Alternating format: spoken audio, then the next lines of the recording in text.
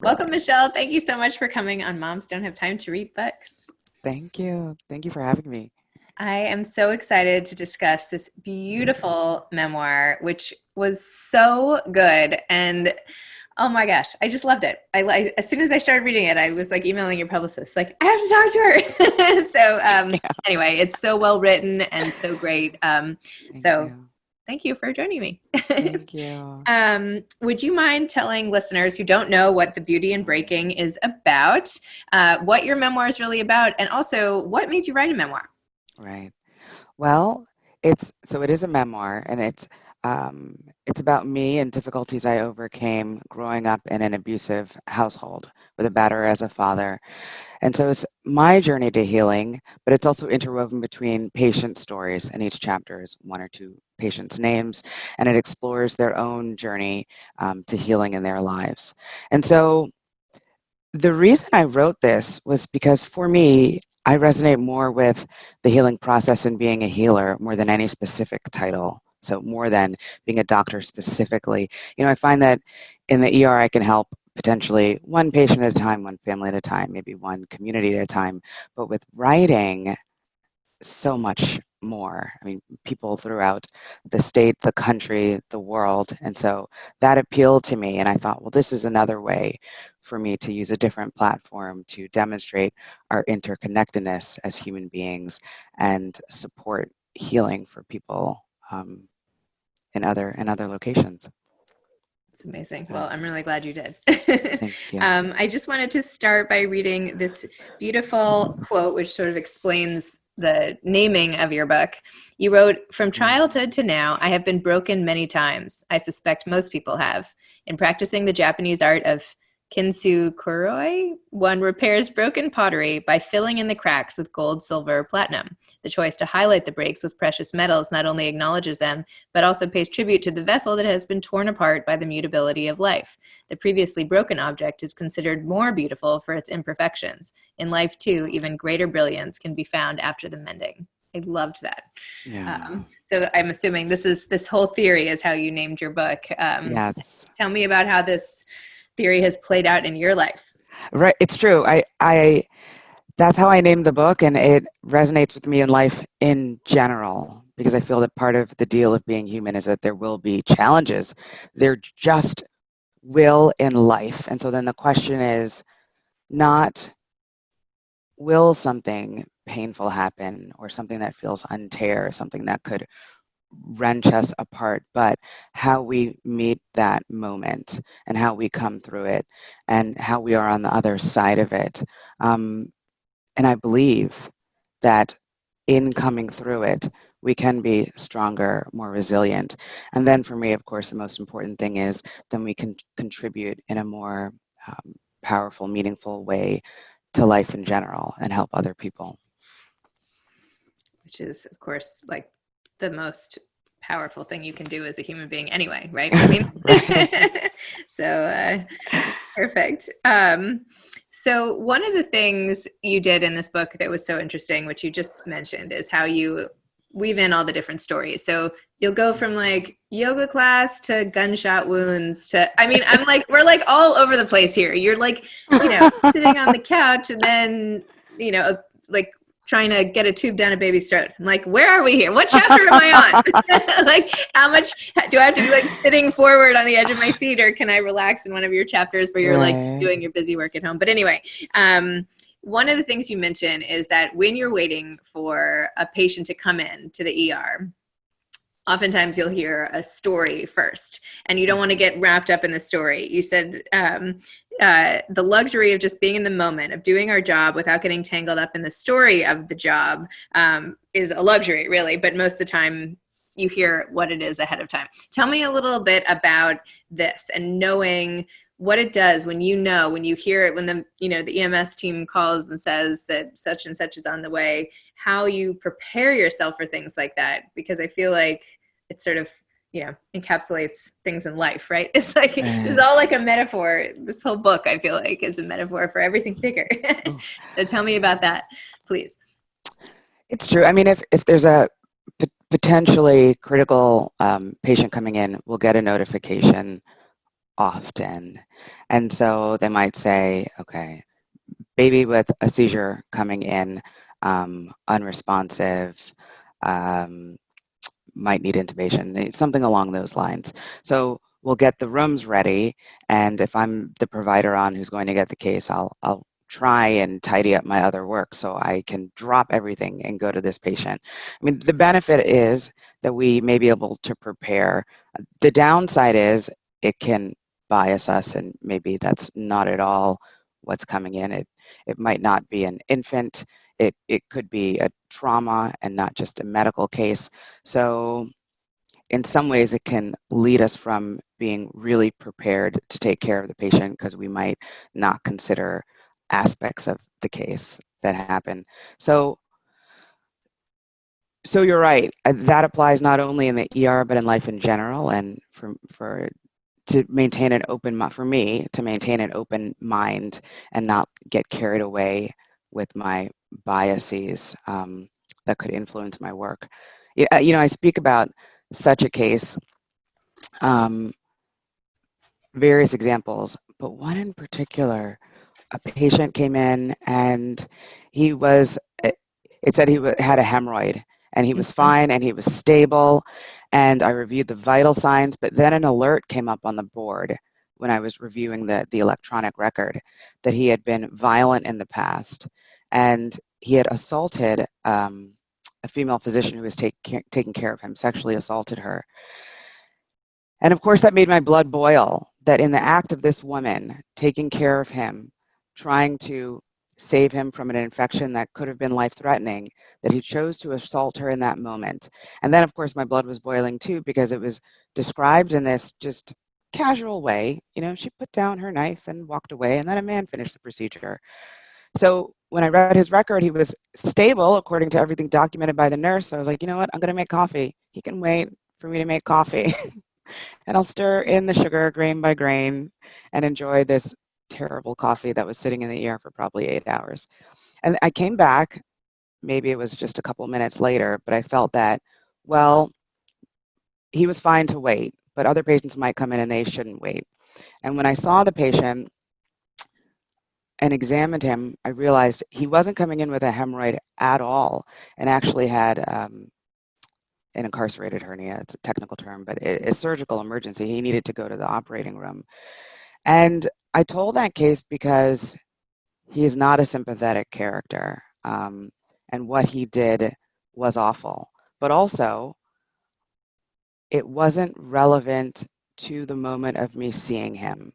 And while he needed to be held accountable, and while the hospital needed to be held accountable also to take care of their staff and not enable abuse of their staff, my job in that moment, because I really didn't know him or what had happened, was to deliver the best care possible. And so I wanted to show how it was important for me to hold myself accountable in that way as well. Now, he did fine. I took care of him. Interestingly enough, the two surgeons who were on were also women and took care of him. And I thought, like, did he think about that? I don't know if he had grown since then. I don't know if he was in therapy. I don't know if anything had changed the course of his life or understanding. But I wondered if he thought about that. I wondered if somehow that changed him. And I knew that the only way that he or I or any of us would grow is if we were open and sensitive to the understanding in that moment. If I could have compassion for him and if he could have compassion enough for himself, then we could all be better for it. Wow. You know. You also talk about in the book this ethics case essentially that comes in when you had a bunch of like white policemen bring in a black man, and they were trying against his will to get him to get all his. They thought he had swallowed drugs, and it was this Right. whole big mess. And so instead of insisting on the medical exam per the police, you, in your like badass way that you obviously have, as I can tell from this book, just went in and you calmly like looked him in the eye and you asked him some questions, and then you told everybody like, no, this is not, we cannot do this. You can't force somebody to do something Right. against your will. Tell me a little more about that moment and what it's like to just have even the person that you train sort of questioning Mm-hmm, you, and mm-hmm. all this sort of systemic stuff that get mixed in with Right, medical care. right. Yeah, constantly. Yes, the police wanted me to force this exam on him, which is unprofessional, unethical, and illegal because he was competent. I mean, I don't know if he swallowed drugs or not. It also didn't matter because he was competent and sober and didn't want to be examined. So the right thing to do was to discharge him from the emergency department, which I did. Now, meanwhile, the person I was training, the resident, had called, what she deemed a higher authority hospital ethics and legal department to see if she could go around me to get this done anyway. And the hospital said, no, you actually can't because she's right. And if you do that, it would be illegal and that would be bad for everyone. So she said, okay, yeah, they said you're right. And then she just went on with her business. And what was very important for me in telling that was to show how, yes, as we're seeing now with the protests and movements for justice, that there are definitely issues with systemic racism in the police department. And so we also have them in our own house, in the House of Medicine, and demonstrating how we've been complicit and how we can't, and how, yes, it takes tremendous acts of courage to stand up against these institutions, but it can be done. And in that one case, it was effective, and how we have to continue these movements if we want progress to happen.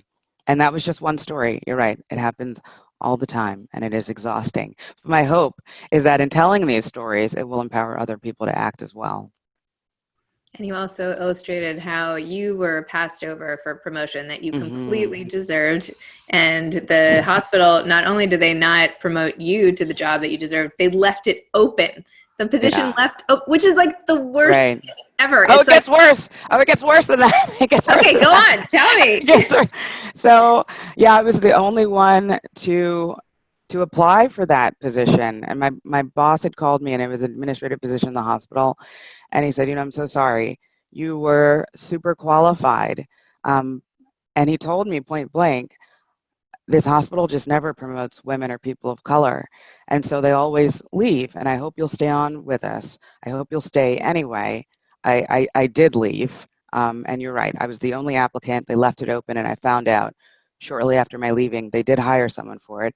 And it was a white male nurse. So, yeah. Oh. So like, what do you do with all that? Like, what do you do with all of, like, how do you process that feeling? Like, I would be so pissed off. I mean, Yeah. I don't know. How do you just like hand in your resignation and just like start a job somewhere else without that Right. lingering, you know? And, it so it lingers in the way that I don't forget clearly because I put it in the book. It But lingers, and we're talking about it today. exactly. But I process it because the only option for me is to move forward.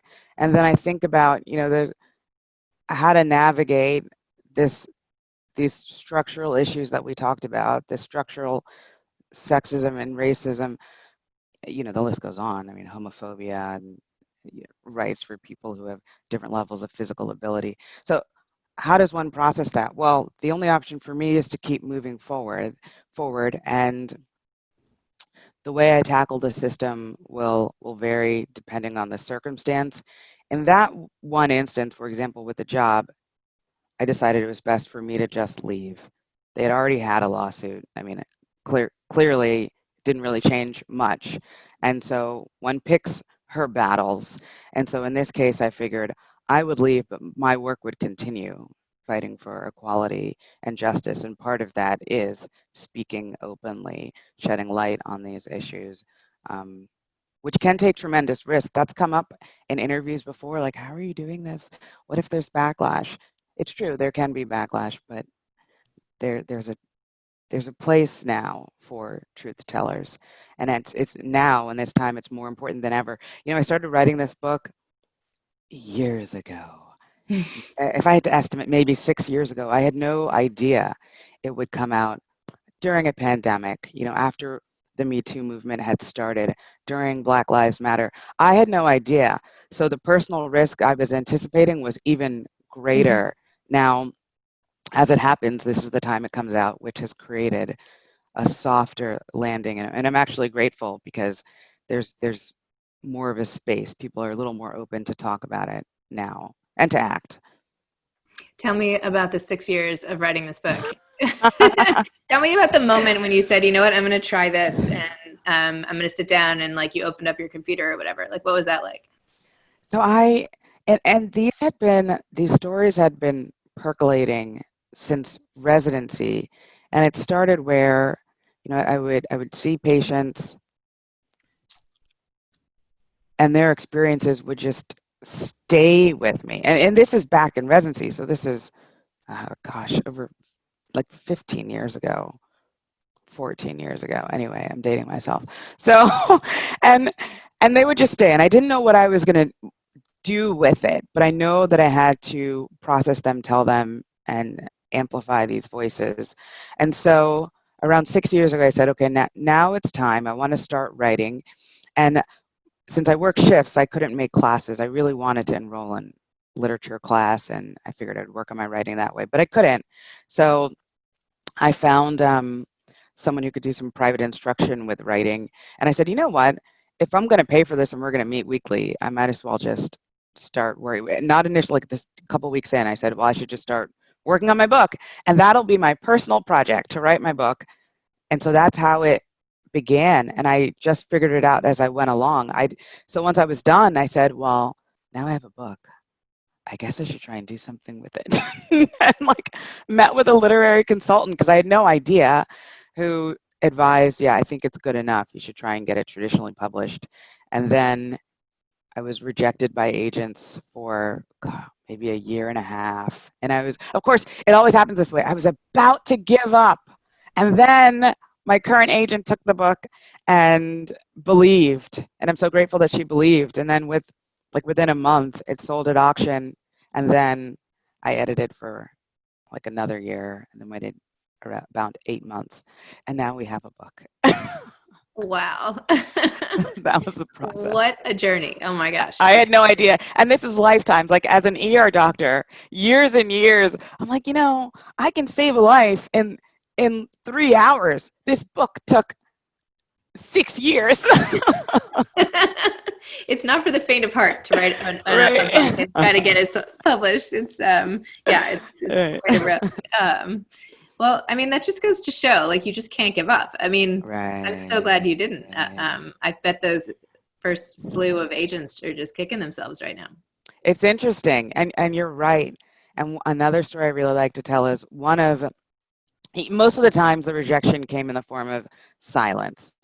And every once in a while, someone was not, so some of the agents were so kind and they would write and they'd say, this is a really great project. It's just not what I do. So someone else should represent this who can do it justice. But then one woman, and I wish I had kept the email, but I was going through a difficult period in my life at that point. And then I thought the book also wouldn't work. And so I didn't think to keep her email. But I remember I was walking down the street and I heard from one agent who in California, who I figured I would never hear from her again because I think I wrote her maybe 6 months before. And I get an email on my phone and I'm walking down the street because I was clearing my head and I like to take like walking meditation walks. And I opened it up and I was kind of excited because it started as, I'm so sorry, I meant to get back to you sooner. And then she continued to say, but I wanted to make sure to write you to just let you know that we already have doctors writing. And she proceeded to name like 3 men. I had never heard of one of them and vaguely the other. And none of them from underrepresented groups of color. And she's like, we already have these doctors writing, so we don't need your book. I just wanted to let you know that. And that was the email. And I was furious that this woman went out of her way and took her time to tell me to stop what I'm doing because my voice is not needed. And I remember thinking, this is just fuel. Oh, I'm gonna get it done. And she's gonna hear about this book. Oh So my at this gosh. point, I'm sure she has, and it's a sweet moment. You have to like wrap up a copy and like FedEx it Yeah. to her door and be like, well, here it is, you know. Right. I'm terrible. That makes Right. me sound like spiteful and awful. You shouldn't do that. We should No, just no, joke. We should just I'm joke not gonna do about doing it. it, but don't actually do I it. won't do it. And hopefully she does remember and thinks twice before she tries to kill someone else's dream. But, I mean, that's my that's hope. also the challenge with almost like not taking things personally in this literary craziness, because they could just say like, okay, medical books, check, and then they're not like, Right. oh, this interesting new voice. It's like, oh, that bucket's Right. filled. Now we need like a rock star. Now we need, an addiction novel. Do you know what I mean? Like it's Right. anyway, Right. but yeah, Right. it's a challenge. Let's talk about divorce for a minute, if you don't mind. I'm Sure. divorced, Yeah, and yeah. always happy to talk about people who have gotten through divorce. Your parents got divorced. My Hmm. parents got divorced. Everybody's getting. Let's all get divorced. Oh, I know. I know. But you wrote really beautifully about sort of the future that wasn't, which is something that Uh-huh. I think so many of us sort of have to grapple with, that you see your life, and not just with divorce, honestly, but you just see your Right. life going in a certain way, and you with all of the things that comes with, and then all of a sudden you come to a screeching halt, and that not just what's going on now stops, but all the things that were to follow also stop. So just talk to me a Mm. little about that, and how that sort of pervaded your life for a while, and how you got over it, or I don't know, any of it. Right, right. Yeah, the divorce and the so we were together. Oh, this is funny. We met at the freshman ice cream mixer. That's what it was called in college. So we had a long, yeah, essentially we were together. We grew up together, really. Um, and then before graduation from residency, I found out that the marriage was going to end. He said he couldn't be with me anymore, that I was on my life path and seemed that I would be successful. I was graduating from residency, he was going to be a doctor. And his road was more challenging. He was interested in documentary film and pursuing the arts, which is a more difficult road. It's not linear. And he said, since I was doing well and he wasn't, he couldn't handle it. So we'd have to go our separate ways. And so in that moment, when he said that, I feel that everyone can make their own decisions. I don't take hostages. So if he couldn't be with me, then he couldn't. And I knew it was over and I wished him the best. And it was painful. And I also knew that it was triggering something much more painful than had to do with him at all. I needed time to process that. But what I really was grieving was this loss of a story I had for our future. I thought we would continue together, we would have kids. I mean, I was on my finish I focused on my career, finishing my career, so kids would happen later. I just took it for granted. And we were going to be this fantastic chic couple. I was this doctor, he's a documentary film um, uh, artist, and we're going to have the coolest kids and the greatest life. And that's what I was grieving. But even deeper than that, being a person who grew up in a dysfunctional home where there was so much pain and suffering and trauma and violence, including physical violence, that was the relationship with my ex-husband was the healthiest relationship I had with a man. And so I wanted a healthy family. I wanted to bring that to the world. So I grieved that more than any of it. And it was the moment that I understood that I could heal from it. And so yes, I let my ex-husband go, and quite peacefully so. And I believe that I allowed myself to open up, as Joseph Campbell, I don't know if he was the only one to say it, but I let go of the life that I had and this idea of a life that didn't even exist, to let myself open up to the life that was waiting for me. And I didn't know what it was, but I knew that the only way for me to live with integrity was to be willing to accept what was happening and what was yet to come. And that was a really important story for me to talk about, because what I've found in my own life and dealing with working with patients and family members and friends is that we get so imprisoned by these stories in our mind, and so much liberation comes from just letting them go and letting them be and living. That was awesome. I love that. Thank you. So what's like the 2-second, like since the book ended, what's happened with you? Because now I want like the update. Now I'm like invested. I'm like gonna stalk you. No, I'm kidding. But I feel like after you go through someone's whole life for a while, you want to like you need like the PS. So what's happened since, and what's coming next, and like what's the rest for you? I don't know. Okay, so I don't know. Okay, so what's happened since is honestly, I worked, it was kind of a while to get the book out, and I worked on it tirelessly. And so now the book is out, and now it's been a whirlwind. I mean, literally, I work my shifts when I'm not doing shifts, that I'm speaking to fun, interesting, cool people like you. And it's actually a blast, but it's so far it's been like every day I'm off, and then I schedule time when I can eat dinner or maybe clean or something. And so that's really how it's been. And thinking about what's next on this literary path, some interesting conversations around film and TV. Um, the moment I have time to consider it, I do want to think about future writing. I mean, I have an essay that should be coming out. I'm super excited about soon, but books also I want to think about. So it's really interesting because well, I'm not going to say how I end the memoir for whoever hasn't read it, but I do speak about what we've already talked about, how an important part for me in my spiritual path and life path is becoming comfortable with uncertainty and just not knowing. So the true answer is I don't know what's happening next. I have all these ideas about potential projects, and now I have to see which seeds take root first. And it's fascinating for me because on my medical path, it was really easy. Like you do steps X, Y, Z, it takes you in this direction. If you want to go a different direction, you follow this path. This is different. I have no idea. Again, this is not linear, so it's exciting, and we'll see. And I know it'll be interesting. That's actually the only thing I know. All right, so I'll just keep stalking you. We'll Yeah. just, I'll just, you know, you'll have to like open your blinds one day and see what's Right. Well, right now I'm in a high rise. It'll be a little Okay. challenging, but Okay. Like Spider-Man. No, I'll just follow you on Instagram. I'll leave you alone. yeah. Do you have any advice to aspiring authors? Yes, and that is the tenacity. That